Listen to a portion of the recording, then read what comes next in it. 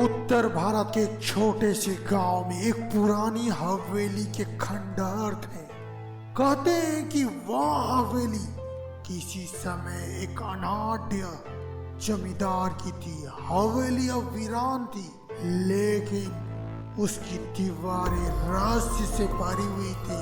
गांव के बुजुर्गों का कहना था कि उस हवेली में कर्ण पिचासनी का वास है। वह ऐसी अलौकिक आत्मा थी जो अपनी हवस और भूख को शांत करने के लिए पुरुषों का शिकार करती थी। कर्ण पिचासनी की कहानी दुख और क्रोध से स्टार्ट होती है। वह कभी रुक्मणी नाम की एक सुंदर युवती हुआ करती थी जो अपने पति के अत्याचार का शिकार बन गई थी। पति ने उसे धोखा देकर के उसके कमर में श्राप दे दिया, जिससे वह मौत के बाद एक पिशाचिनी का रूप उसने धारण कर लिया।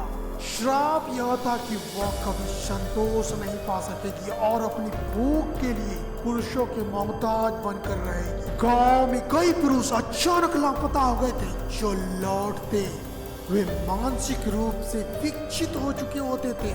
उनके चेहरे पर भय और पछतावे का गहरा भाव हुआ करता था। उनकी कहानियां यही बताती थी कि हवेली के भीतर एक मोहक स्त्री रहती है जो पहले उन्हें अपनी ओर खींचती है और फिर उसकी आत्मा को चूस लेती है। गांव के मुखिया, जिनका नाम रघुवीर था, ने इस समस्या का हल निकालने के लिए एक पूजा और यज्ञ करने का निर्णय लिया।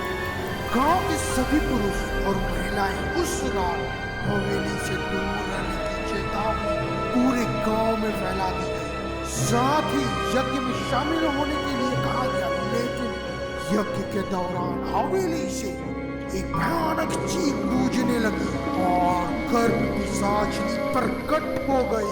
पिशाचिनी ने अपने अलौकिक रूप में यज्ञ स्थल पर धावा बोल दिया।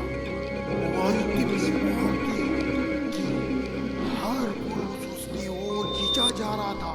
उसने अपनी हवस और भूख को पूरा करने के लिए पुरुषों को अपनी जाल में फंसाना शुरू कर दिया, लेकिन हर बार जब वह किसी को छूती उसकी शक्ति दोगुनी बढ़ जाती और वह और अधिक खतरनाक होती जा रही थी।